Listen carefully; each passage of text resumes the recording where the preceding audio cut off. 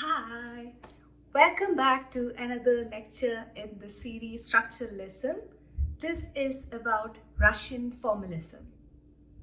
The Moscow linguistic circle of the 1920s and 1930s was at the forefront of Russian Formalism, and some of the names you need to remember are Viktor Shklovsky, Boris Eichenbaum, Yuri Tunev, Roman Jakobson. According to Russian formalists, the purpose of criticism was to find out how a literary text generated literariness. What is literariness?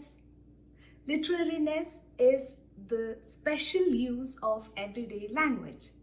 Well, simply said, if I tell my husband, my love is like a red rose, then that is me tweaking what I use in everyday language and using it in a special way.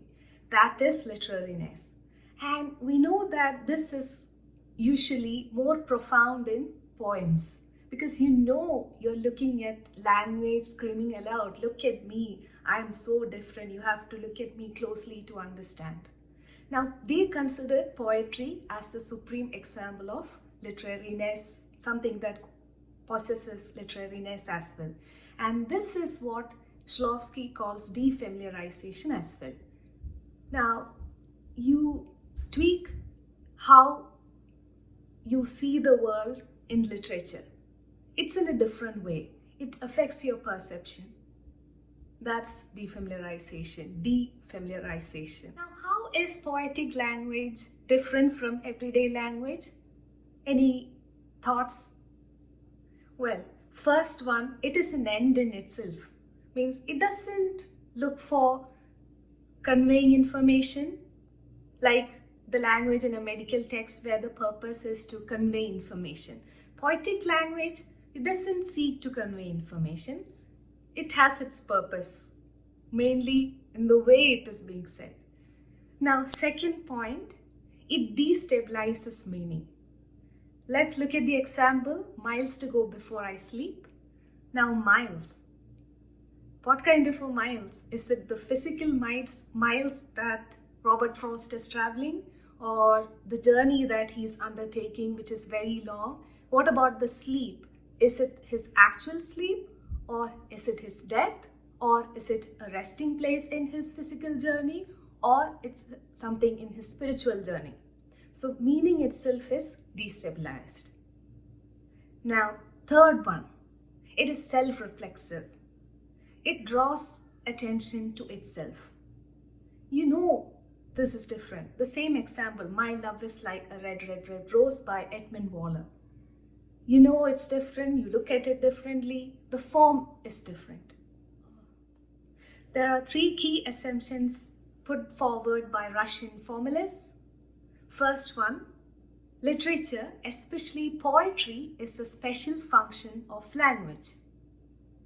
Second point, it says that if you need to study the structure, then you study its devices. For example, if you want to study the structure of a poem, study the devices, alliteration, assonance, rhyming scheme, anything that you consider poetic devices, you study them and then you understand the structure of poetry. Very technical, right? Now that comes to third point, which says that you can treat literary criticism as an exact science. Again, very technical. I guess some of us wouldn't agree with that. Later, some of the formalists looked at the poetics of fiction, such as Prop, Shklovsky, Svetan, Todorov. They looked at the poetics of fiction to understand how the language of fiction produced defamiliarization. In plot, these are the elements that you would see defamiliarization. Go and have a look at some of the pages that are available on Google of Tristram Shandy. You'll get what I'm talking about. Thanks for watching, and if you like my video, like and subscribe.